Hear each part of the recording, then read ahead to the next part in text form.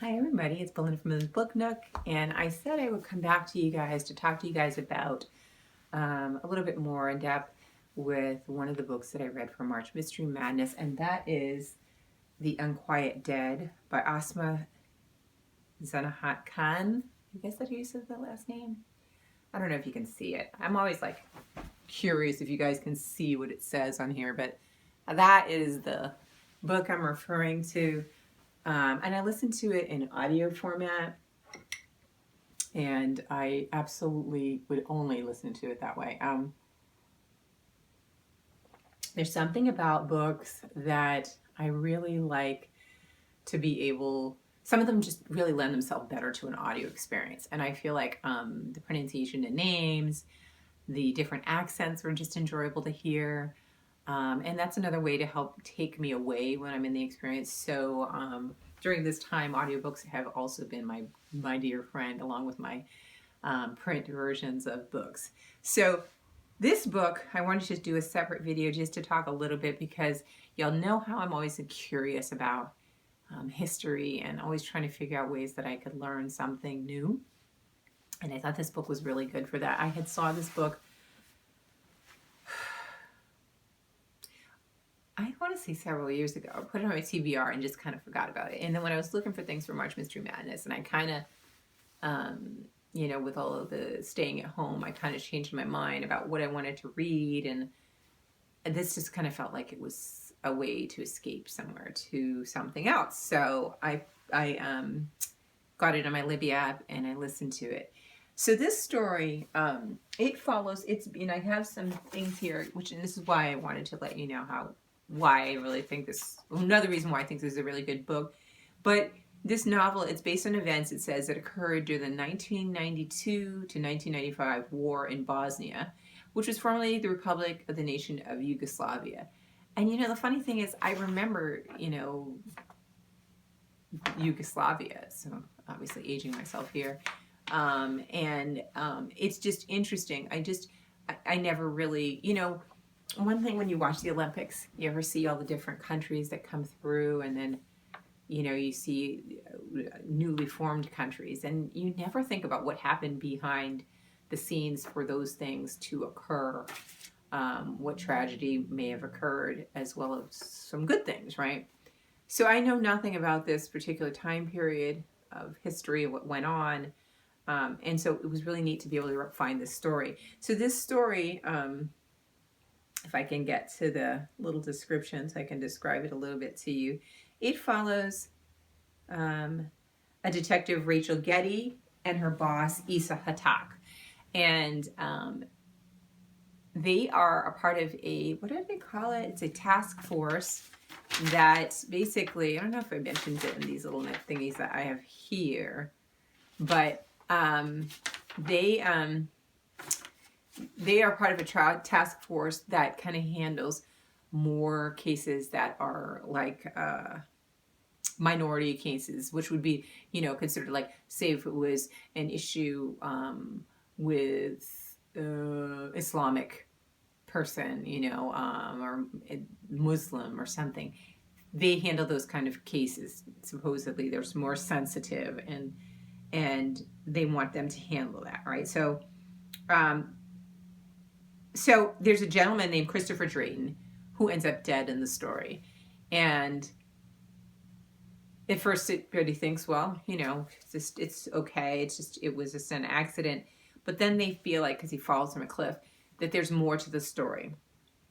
And both Rachel and Hatak start to investigate it. One of the things that I really loved about the story too is that they does a great job of creating these characters and giving them depth.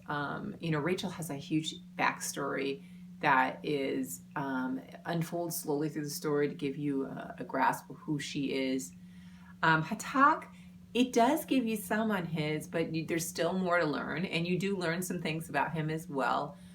He's very charismatic, and he carries himself very professionally, and I feel like maybe cautiously, because he wants to make sure that he is respected in this position that he's in. And the dynamic between Rachel and Hatak is very interesting as well. And she is not is secondary to him, even though he's her boss. She's equally intelligent in terms of doing the research in this, which I very much appreciated. Um, but anyways, there's another gentleman in here that, I mean, some other people that they pull in as interesting possible suspects to it. But as time goes on, they start to suspect that this particular gentleman has been hiding under an assumed name, and that he may, in fact, be involved with the massacres that occurred in 1995 in this particular war that I was mentioning to you in Bosnia. And I knew nothing about it, but I'm so intrigued now and interested and curious and horrified by some of the details, because although this is a fiction, it's a kind of a historical fiction. It does give you some interesting backgrounds of what things occurred. What thing that also piqued my interest is the idea that criminals were criminals, you know, slipping out and slipping into other countries and assuming a new name and living a different identity without being held accountable for the crimes they commit. And I think that this book does a great job of making you think about that. And for that, I think that also makes it, you know, makes you think more about what's going on in the world and history.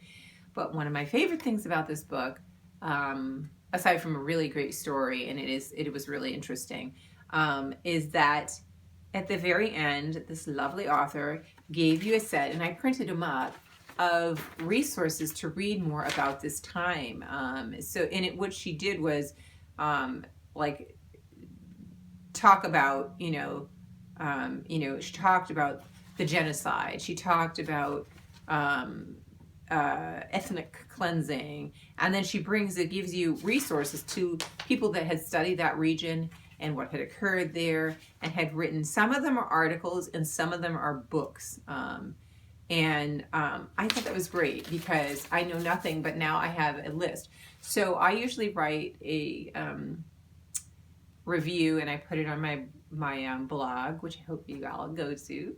I'm going to start promoting it a little more. I think I only mentioned it once when I talked about the database. But as I put up new things, I guess I can mention, a shameless plug to get people to take a look.